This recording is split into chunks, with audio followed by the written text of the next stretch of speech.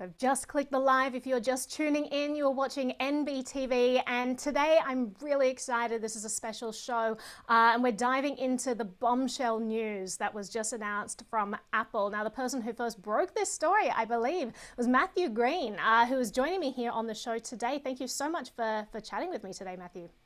Thanks for having me.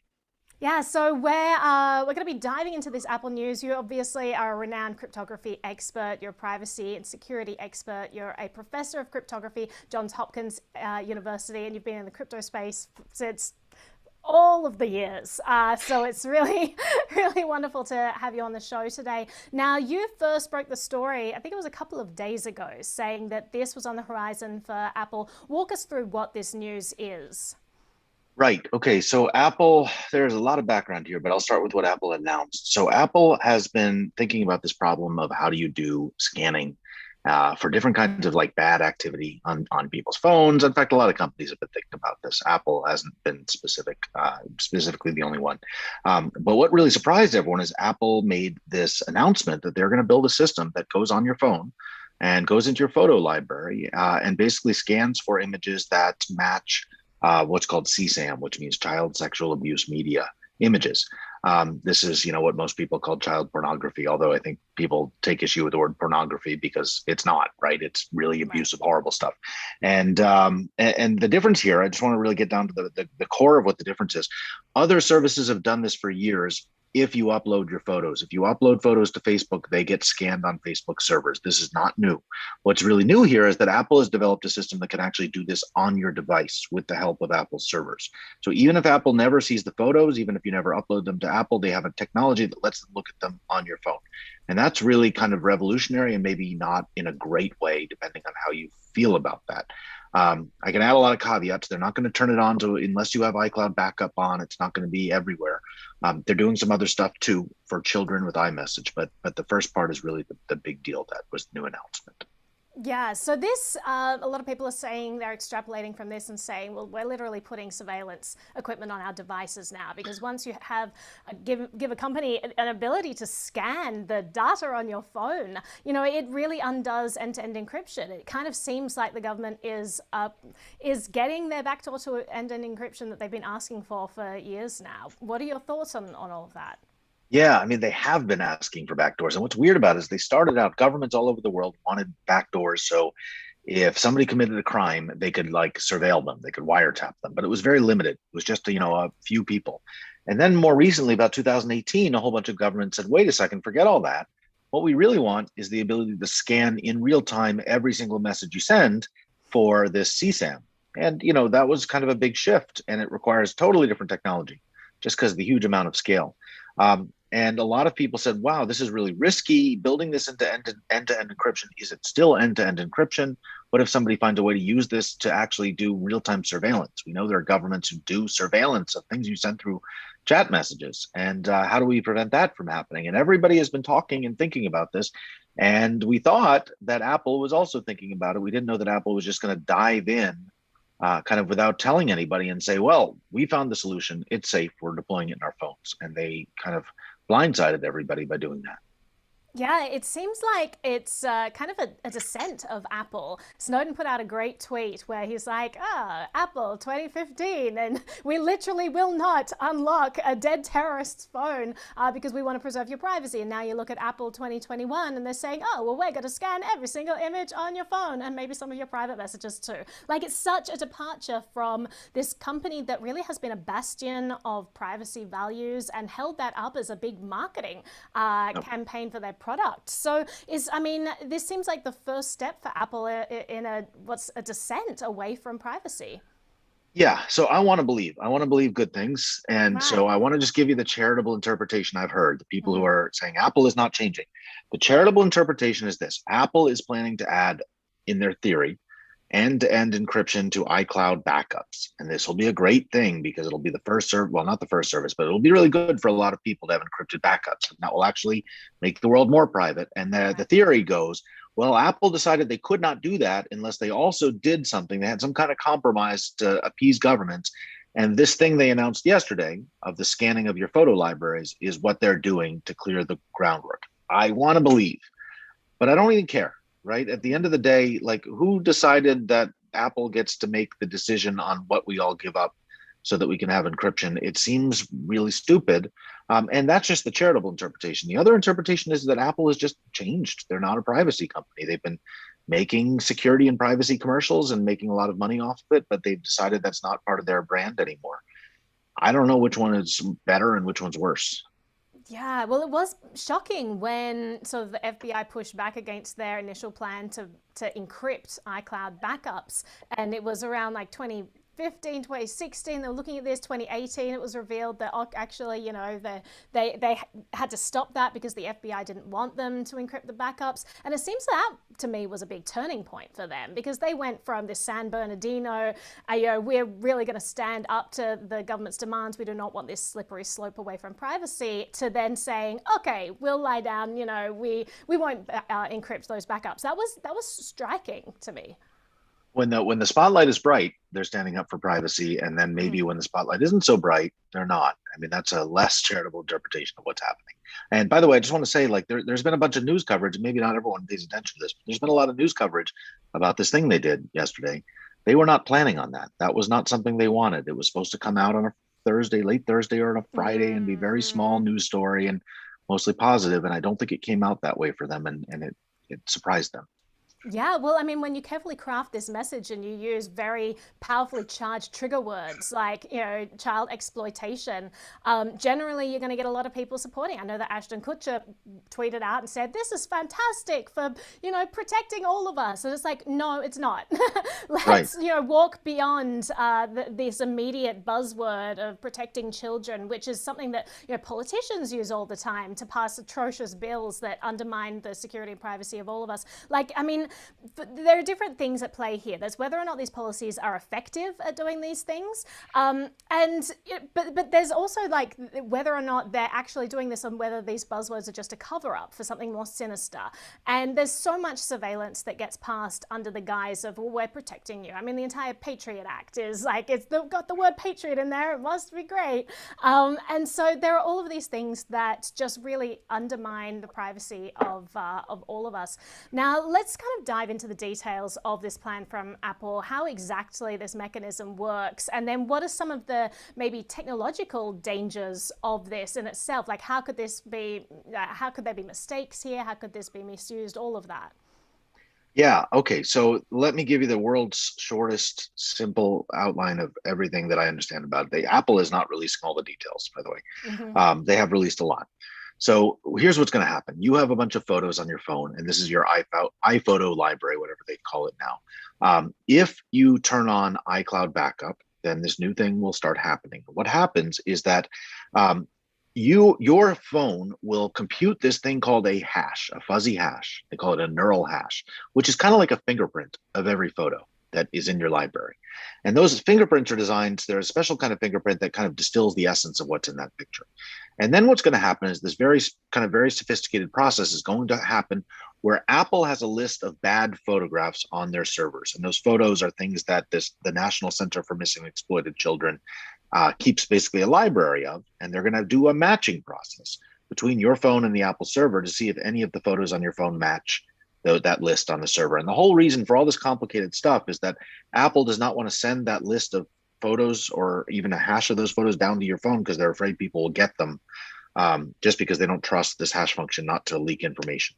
So anyway, sorry, I'll just get past this. So then what happens is your phone will look for matches, and then it will upload this thing called a certificate. For each time it finds a match, it will upload this certificate to Apple's servers. And if a certain number of them, I don't know exactly how many, but several matches on different photos have to occur, that will reveal to Apple that something has happened. And Apple will then be able to decrypt and access all of those photos. And what's supposed to happen then is they hand them to a human being at Apple who checks to see if they're really sexual abuse imagery, and then sends them to the police. So that's the mechanism. Now, I can tell you there are a lot of different possible places where this could be concerning. Obviously, whoever decides what's in that database can decide what they want to trigger on their phone. There's not your phone. There's nothing different in terms of technology between a sexual abuse image and a picture of political imagery. If you're pro Biden, pro Trump, pro any other politician, anything like that, that could all be part of the system. So let's hope that that's not going to happen. Sorry, my dogs are very Well, happy he's to very chime. passionate about this. He wants to Yeah. chime in. There's a lot to say. Yeah, no, it's frustrating. And the other thing that you can do with these systems is we don't know very much about how the hash matching works. We're not clear if somebody can make an image that is totally innocent looking, that matches with some horrible sexual abuse imagery image. And then you could have a situation where like innocent people get caught or flagged for passing around images that they're allowed to use. We just don't know. And Apple is not giving us the chance to know because they won't publish any of those details. They're just pushing this into production. Yeah, So and yeah. that's one of the difficult things about Apple, right? That's one of the reasons why so many people love them from a security standpoint and why it's so problematic, because you really can't dig into this. You can't find exactly what's going on. It can help prevent bugs because people can't exploit a lot of that stuff, but it also is very problematic because people can't find bugs and help protect against exploiting this kind of stuff. So it's a double-edged sword there. It's very interesting when you describe the process, because it does seem like it kind of comes from, like, again, I don't want to just presume that they're thinking maliciously or anything. The fact that they're doing this on individuals' devices rather than sending it to a centralized database, like that all kind of seems like it came from the right place, but it just seems so problematic. There are just red flags over this whole process that just says it doesn't matter whether it's on your phone or not. Like, this is just a terrible system that's being set up. Yeah, I think at the end of the day, you have to look at what's being done, right? Forget about all the crypto details and all this hashing stuff, right? At the end of the day, we have a list of photos we want to scan on your phone, and we have a way of doing it. Who cares how it's done? I could upload the photos onto your server and you could check them, or I could use magical crypto, and either way, it's the same thing.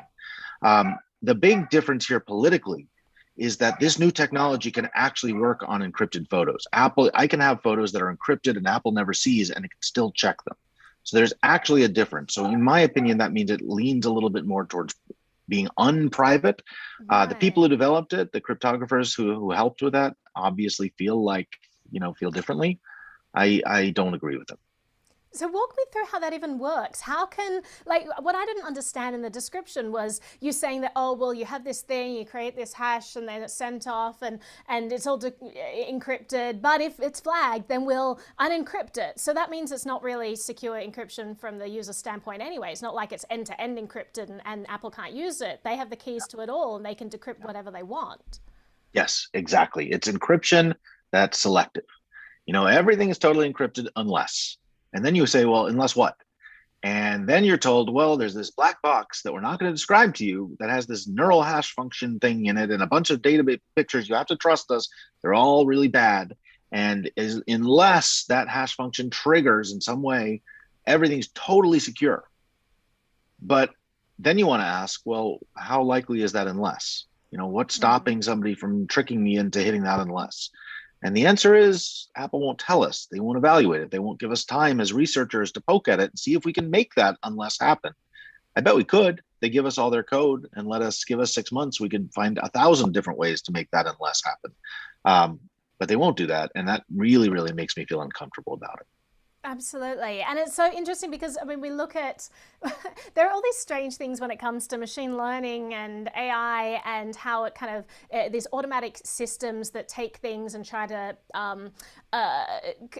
order them and organize them. Because quite often you'll see like all these pictures of trees. It'll be like tree, tree, tree. And then you'll see a picture of static and the computer's saying, yes, that's a picture of a tree. And it's like, whoa, what is the computer seeing in this that I'm not? And there's that makes me uneasy that, the computers that are identifying these images, when we don't quite understand why these computers are looking at this static noise picture and saying that's a tree. We haven't quite figured that out yet. So there seems like there could be so many just technological weaknesses to this system that we don't quite understand. Yeah, these neural networks, we don't even understand how they work. There are people who are trying to puzzle them out. There are these amazing, complicated things that can recognize, faces and pictures of dogs and cats. It's amazing. But like to some extent, they're like magic, right? We train them and they do stuff and we hope they do it right. But we know that there's this whole field called adversarial machine learning, which is about coming up with pictures, like you said, like that look like static, but feed them into a neural network and suddenly they come out and says, this is definitely a pineapple. Mm-hmm. And you say, there's no pineapple in this picture. And the neural network says, yeah, but there's even worse, right? There are people who are like, here's a picture of a stop sign. And then you feed it to a neural network for like a self-driving car. And the self-driving car says, that's a speed limit sign that says 80. And that Ooh. doesn't take a lot, right? So the kinds of people, obviously these sound like pranks, but the way that these could be used is like people sending pictures that look harmless but that cause this trigger to flag. That's one way to do it. I didn't really mention this as much, but there's also a separate system Apple built which is designed for children under 13 years old who are part of a family plan. And if you're using iMessage, so this is a real end-to-end encrypted system. So this system is really going to scan the end-to-end encrypted communication. And what it's going to do, if your parent enables it, is anytime it recognizes what it thinks is a nude photo, either going out or coming in from your account, it will blur it. And then if you try to bypass it or try to look at that blurred photo, it will tell your parent that this happened. And I have two kids. I have a 13-year-old and an 11-year-old. And like, I can totally sympathize with the desire to do this. And it's opt in. I have to turn it on. I'm not saying this is a bad thing, but as a technology demonstration of things that you can build around end-to-end encryption, it's pretty powerful. Like, what if it wasn't looking for nudity? What if it was looking for people who are sending memes that the Chinese state didn't like? Or alternatively, what if it gets triggered on the wrong thing? Just imagine when 8chan figures out how to make static images that look like nudity to the Apple photo and start handing those out to kids to send each other. They're going to have a field day with that system. And so Right. I'm looking forward to seeing how that pans out. It also seems problematic to me that they've designed a system targeting children themselves that undercuts the end-to-end encryption. Like aren't they the people that we want to protect the most? Aren't they the messages that we want to make the most secure that no one can intercept? And here they are putting in a backdoor, which means that I presume Apple employees could access that. That just seems like it's actually taking away some of the security for our children. Yeah, they say that only the parent will be notified, but that's a decision. They could change that decision in the future and notify Apple, and all sorts of things can change. So yeah, it's a little worrying. Yeah, all these things. Yeah. It's a weird world my kids are going to grow up in. I don't know how they're going to handle it. Yeah, absolutely. Yeah, when you're talking about misidentifying like pineapples, I think for years, Facebook used to.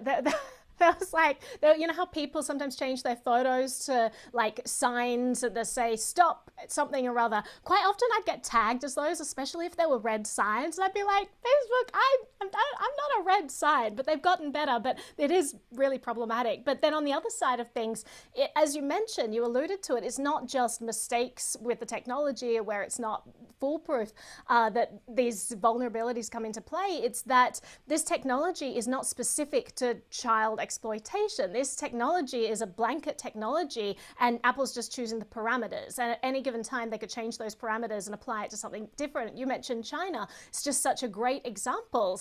Chinese government says to Apple, hey, here's a hash of like child exploitative photos. We want you to search devices for this. And then Apple goes and does it. And then Chinese government says, great, we found a bunch of pictures that were, Winnie the Pooh memes. And so now all these people are going to be sent to concentration camps. Like, there are so many ways that this can be leveraged by totalitarian regimes, people who want to persecute anyone who speaks truth to power. Like, this is a very powerful tool that Apple is now handing over. I think Apple's view is that they can handle it and they can hold the line. And maybe Apple can, but there are a lot of other companies that are now going to be under pressure to build these things, these products and systems. And I don't know if they're going to be. I mean, India right now is under all kinds of India is firing upon encrypted messaging apps like WhatsApp, trying to get them to add backdoors and tracing and things like that. And WhatsApp is part of a pretty big company, but it's not just Apple. There are a lot of people out there who are fighting Yeah. this.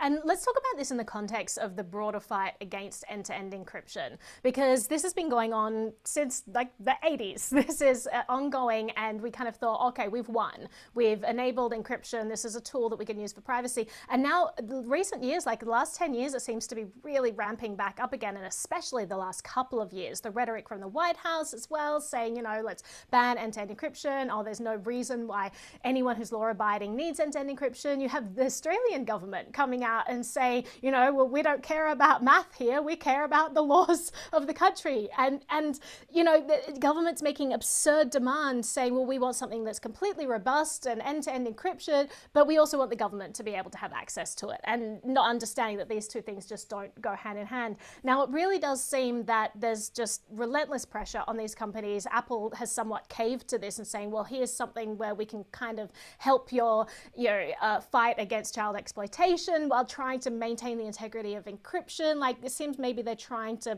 do those mental gymnastics and achieve something, but it does seem like the pressure for government is just relenting in one direction, and it's slowly just moving the needle all the way over to the place where we're going to end up with no privacy at all in our digital lives. So where does this end? I mean, this is a concrete, pivotal moment, I think, for end-to-end encryption, because it does seem like they haven't quite undermined, the hashing algorithms or anything like that. They've just found this weird backdoor that enables you to scan the devices itself, meaning that whatever's going on inside your end-to-end encrypted app doesn't matter, because they can kind of bypass that. That seems like a really pivotal moment in our privacy battle. Yep, I think that there's the time before yesterday, and there's the time after, and I think this is going to be a pretty long-lasting change. Yeah. So, I mean, they've been trying for a long time. This seems successful, and you're predicting that lots of other companies are going to now be pressured to do this, who maybe are not going to be able to handle it as well as Apple, or like what comes next after this? I don't know. I mean, the thing about it is Apple sets a standard and everybody does what Apple does, right? You can't go around being Facebook and saying, well, Apple is doing it, but we don't think it's safe, because now Apple's doing it with a billion devices. And so maybe Facebook will be able to handle this. And then there's the next company down who is not Facebook, is smaller. Maybe it's Signal, or it's some other company that, isn't quite as big. They're going to have to do this, or maybe they're going to have trouble doing this. And maybe they'll just say, well, if we can't do this, we can't have encryption at all. Maybe governments will put too much pressure on me. So I don't know what's going to happen. I just know that, end-to-end encryption is really popular. Up until recently, you could look at a chart of all the major end-to-end encryption services around the world, and you'd see that almost any service that was not Chinese was end-to-end encrypted, with a very small number of exceptions, or was going to be. And and that was a very, that was a very simple chart. It reflected that people really value this.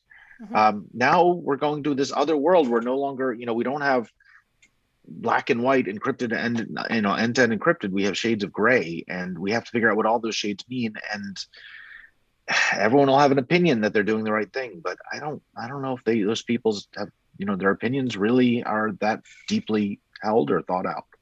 Well, definitely the definitions around encryption are really problematic, and it requires someone like yourself to actually be able to dig into these protocols and understand exactly what's going on, because there are different, encryption standards. Some are more secure than others that companies can be using. For a while, Zoom, we're on Zoom right now. A lot of people are giving me flack for that. I will say this is a public stream, so we're clearly not optimizing for privacy here.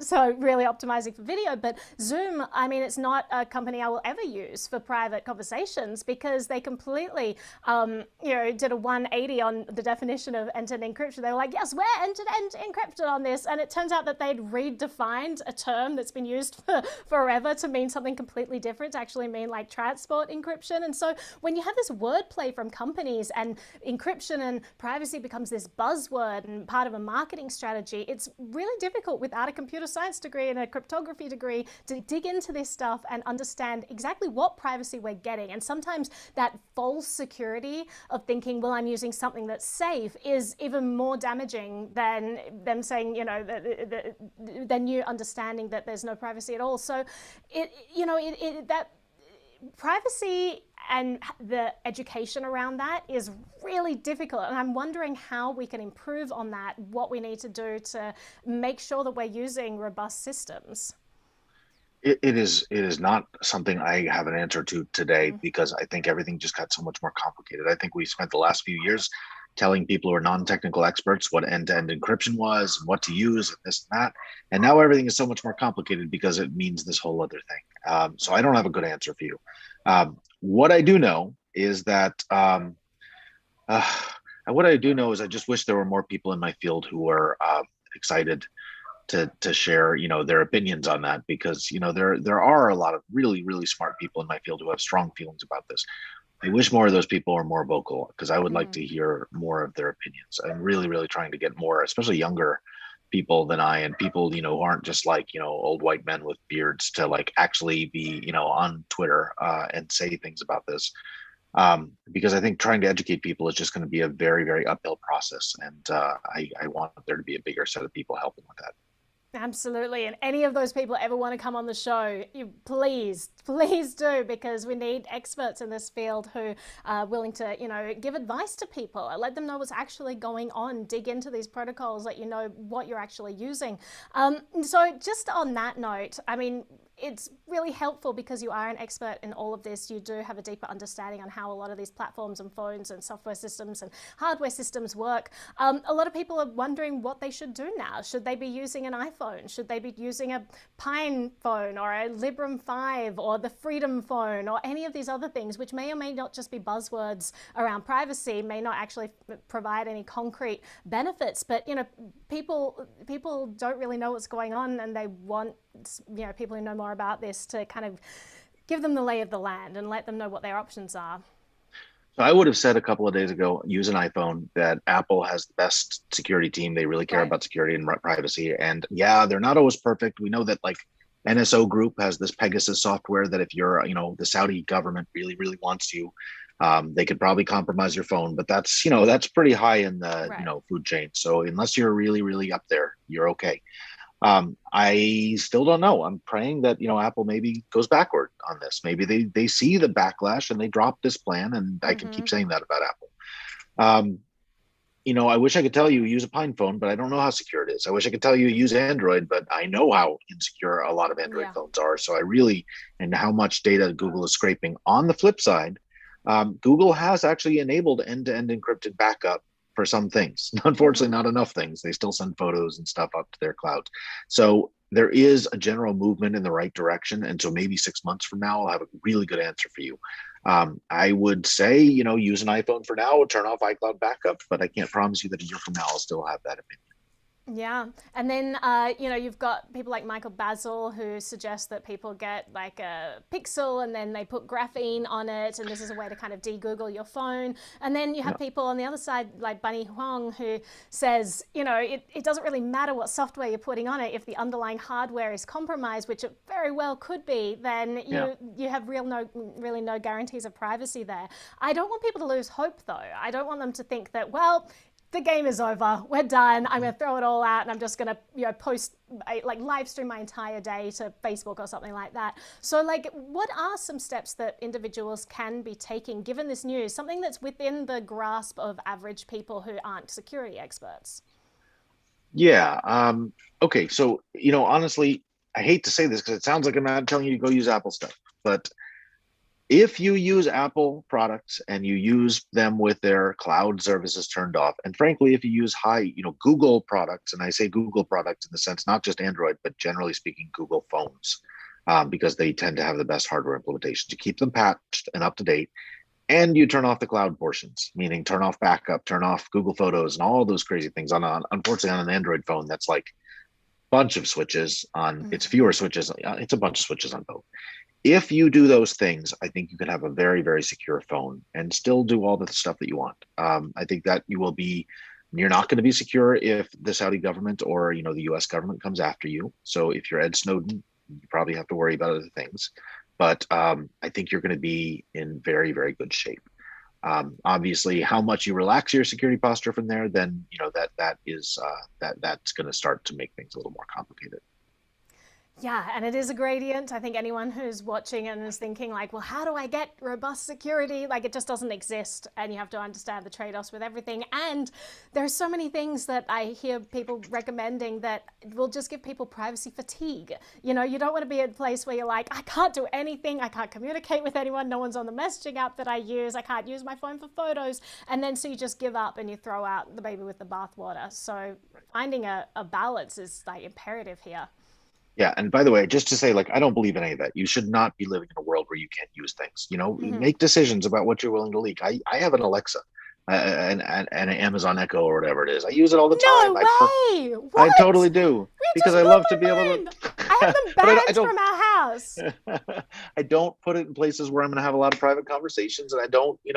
I'm pretty willing to trust that it's only going to respond when the wake word is, the thing is, we can't live in a world where everybody who cares about security ends up using an abacus and a Commodore 64 from 1985. That's not how we have to build products that are actually functional, that do things that people want to do.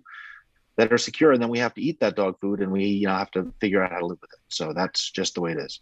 Yeah, and just on that note, I do want to mention you had a great tweet where you're looking at sort of the history of computers and this kind of frog in boiling water scenario where we've normalized this overreaching surveillance state that has emerged. Now, you talked about how you grew up in a time where you had computers that weren't even connected to the internet. There was no way for governments to come in and surveil. It was kind of like a diary, right? You don't have your diary connected to the internet and the government just going through and leafing through to find any bad things that you might be writing in that diary. These are personal devices. Our computers were considered the same. We had these devices that just weren't hooked up, and how far we've moved away from that world, and how steps like this are going to preclude us ever going back to a world like that where we can live in this digital realm without privacy. Talk to me a little bit more about that and this kind of imagery that you evoked in that tweet about this bygone era, because I know Snowden's talked a lot about this. His memoir really just digs into that, about this early internet where you could be anonymous on there and you could be or pseudonymous on there, and you could have these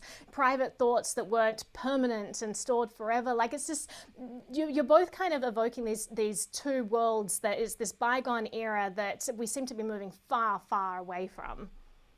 Yeah, I mean, I don't want to sound like I'm an old man, yelling at the cloud, right? Like a lot of people do this, and they say, if only we could be like back in the olden days.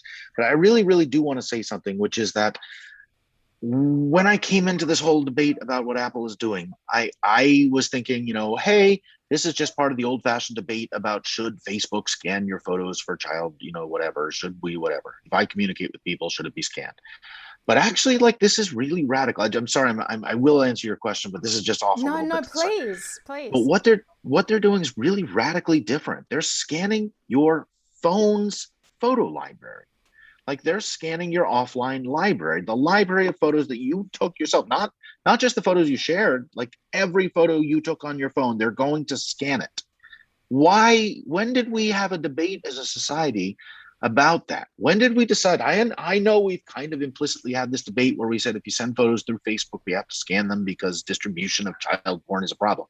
When did we have a debate that said, hey, that's got to also extend into your photos on your phone, on your computer? We've got to scan those. Apple will say, well, this is only enabled if you back up your photos.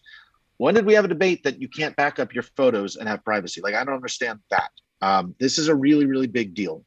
Okay, so what I want to say about that is, this is a really big deal. Like, we used to have this kind of, up until very recently, we used to have the ability to have computers that could store files without them being scanned, without everything constantly being under surveillance for ad companies, for all kinds of things. It was not considered radical. It wasn't some old-fashioned thing. It was just something we could do. And then things changed, and they changed in kind of a bad way, mostly because we didn't know how to make things secure and the legal system didn't really protect us. Then we discovered that we could deploy encryption, and we could start to bring back and undo some of the terrible damage that we've done over the last 15, 20 years in building the Googles of the world that spy on everything and all the different systems. And it seemed like we were going in a really good direction where we could have private photo libraries. Like, literally, photo libraries used to be a book, of photos that nobody would come into your house and scan. It was just not considered to be a thing that the government would go through your photo libraries and check them, even with protections in place. And now we've decided that actually, nope, sorry, by fiat, that's off limits. The idea of having a private photo library is no longer something society accepts. And, maybe it will just be this bad from now on and it won't get worse.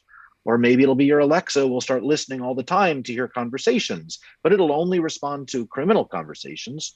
And I know it sounds nuts, right? Like, I sound like a paranoid person saying that. But if Amazon told you they have a privacy preserving protocol that is guaranteed 1 in a billion false positive rate to only respond to actual crimes, and they were going to listen to your Alexa, a lot of people would be okay with that.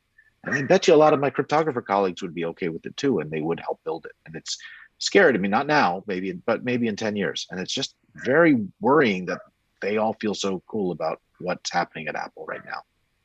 Yeah, and in that note, I mean, it just seems like a natural a corollary of all of this is Well, why don't, I mean, we all have cameras on our phones and our phones probably sitting up charging or whatever. Why don't we enable them to just every now and again scan the room that they're in? Just see, well, maybe they're missing children and maybe we could scan for facial identification and see if they're in this room, all of this stuff. And then you start to say, well, what about bathrooms? Maybe we just install like in smart mirrors that will soon be coming down the line. We'll make sure that they're two-way and that there's Yeah. cameras on the ends of those because so many sexual crimes happen in bathrooms, am I right? So the way we protect that is have a camera in every single bathroom, have a bureaucrat at the other side of that who is in charge of deciding what happens to all of this footage. And I mean, that's never gone wrong before, right? I mean, we have these databases from the NSA and mass, sweeping surveillance, mass surveillance apparatus.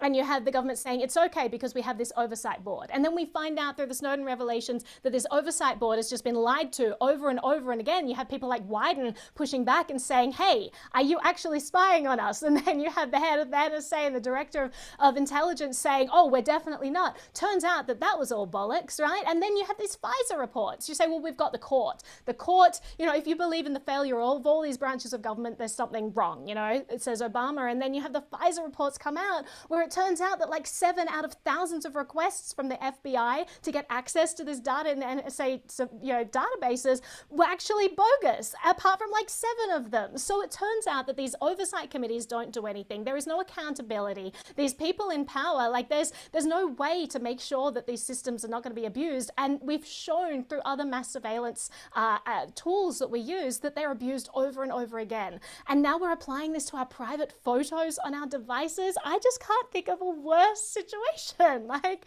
it's mind-blowing. I know it sounds nuts, right? Like I know that people will say like you're just paranoid or whatever, but if I told you 5, 10 years ago that the private photo libraries on your devices were going to be scanned, like you would actually look at me like I was a crazy paranoid person. And now it's just an Apple announcement on a Friday. I don't understand it. It's a real change. Yeah. All right. So the final question as we wrap up here, because as I mentioned, you do have people like Ashton Kutcher tweet out and say, I'm all in support of this, because these people, they're not looking into this stuff. They're not understanding how the cryptography works or how this may be a slippery slope towards, privacy violations or overreach. They're just saying, listen, I want to help kids and I want some maybe good PR. And seems like a safe issue for me. I'll tweet out my support about this. And, this will kind of help shape culture. And the problem is we have too many of these people shaping culture who don't understand how these systems work well enough, who haven't dug into this, who haven't talked to privacy experts like yourself or Snowden or some of these other people who are very outspoken about this stuff. So how do we shape culture when it seems like we have this popular, leadership model coming out of Hollywood that isn't even digging into this? The people who actually know what's going on, as you said, don't speak out about this. It seems like we're in a losing situation right now if we're trying to mobilize support from society to push back against this kind of overreach. It's really hard. The child sexual abuse imagery in general is just the entire issue is really hard. People really care about it deeply, and I'm going to come out in defense of Ashton Kutcher because I think that he really cares about this issue. I'm think sure so he has. too. Yeah, no, I think he has some background, and like I think he really cares about this, and I am totally sympathetic, and I see where he's coming from. But the thing about it is, so I just want to say, I had a meeting in which like the lead counsel for NCMEC, which is the National Center for Missing and Exploited Children, was present. And we got to ask them, how effective is all of the scanning? Are you actually catching the bad guys? And the answer that we got was really disturbing. The answer was, we don't really know. We're just a clearinghouse. We get these reports. That's what we do. All these different providers report to us they've seen these things. And then we report them to law enforcement. Every now and then we hear something back, but most of the time we hear nothing. And we would love if, there was a grant, somebody could come in and do the research to figure out what's the outcomes of this, how effective is this. My suspicion, just my suspicion based on no data, is that we do so much of the scanning because it's kind of cheap for providers to do. It's automated, right? And nobody actually knows if it's effective. It's probably not. It's clearly not wiping out, the people who are actually abusing children. It's not like putting them in jail. It's not doing anything. And I'm wondering if maybe all of this money and all of this time could be diverted into something that actually does, then maybe we wouldn't have this debate in the first place. And we would also be, saving a lot of kids from some really bad stuff. And so I worry this is one of those cases where we're making the world a lot worse and we're also failing to make it better at the same time. That's such a great point about this whole needle in a haystack thing as well with mass surveillance. And so often, I mean, there have been studies, not on the child exploitation side, but other studies to say, well, how has this helped us catch terrorists, for example? And the fact is that it doesn't, because when you have all of this, chaff to sort through, you can't find the wheat. And so it's problematic when you have governments put these projects forward, because as you mentioned, the cost effectiveness of just getting data from everyone, let's just collect it up, and if we may need it down the road, it'll be easy. And so they can really sell that argument. When it comes to targeted surveillance, you mentioned Apple devices are susceptible if you want to put in the resources. You had the Pegasus program, and it's probably costs absurd amounts of money to use these zero-day exploits to target specific high-ranking people. But it's kind of a cost balance, right? You have to figure out, is this person worth this expenditure? And then you can kind of target this surveillance rather than just doing cheap blanket surveillance. Yep.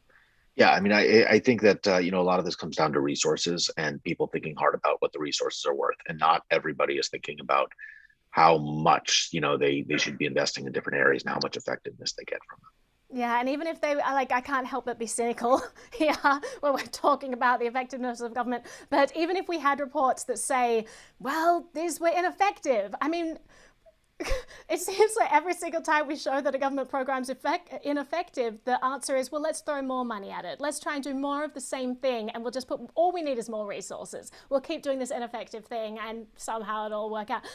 It just seems like this is such a bad system, and it's very unclear to me how to break it. That's what was nice about encryption, is that it was a place where we could have had a natural break and said, what, let's try living without this system and see if the world gets worse. And now we're not going to get a chance to even see that kind of natural experiment. Well, on that really dark, unpositive note. All right, so just to kind of summarize what you were saying before about next steps for people and protecting their own privacy, just be cognizant that your phone itself is more private than the backups, and backups haven't been encrypted for a long time, and apparently now they're all being scanned. So just be aware of that. Anything else that you'd like to mention to people as we kind of sign off here? No, I mean, don't panic about this stuff. I mean, I think a lot of people, it's really easy to get anxious about this stuff and to think that like everybody is after you and spying on you. For the most part, they're not. I mean, they are spying on you, but they're spying on you to sell you jeans. So don't get too panicked about it unless you live in certain countries where that is actually a little bit nastier. Don't get panicked about it, but it is good to know about it and to try to push back on it. I think that's all I have to say. Yeah, and keep in mind, there are great podcasts out there. There are other great YouTube channels. There are lots of people who dig into practical tips that people can use in their everyday life. If you're not following Matthew Green, make sure you're following him on Twitter, because he's always an absolute wealth of knowledge for all of this stuff. It's my go-to for a lot of this stuff. So thank you for coming on the show and sharing all of this stuff. And if you're concerned about privacy, as we mentioned before, getting absolute privacy is really difficult. Some would say even impossible, but you can get 80% there just by making small conscious choices in your lifestyle, choosing which apps you use, which devices you use, whether your Wi-Fi is turned on at all times or not. All of that kind of stuff does help. So don't lose heart. That would be my final thought here. Just don't lose hope. It's not the end of the world, and there are things that we can still do to reclaim a large amount of privacy in our lives. But Matthew, thank you so much for joining me. Thank you to everyone who's tuned in. This has been awesome, and I hope to have you back on soon. Thanks for having me, and sorry about the dogs. But the dog was the best part. Have them back on too. I'll see you later. Bye.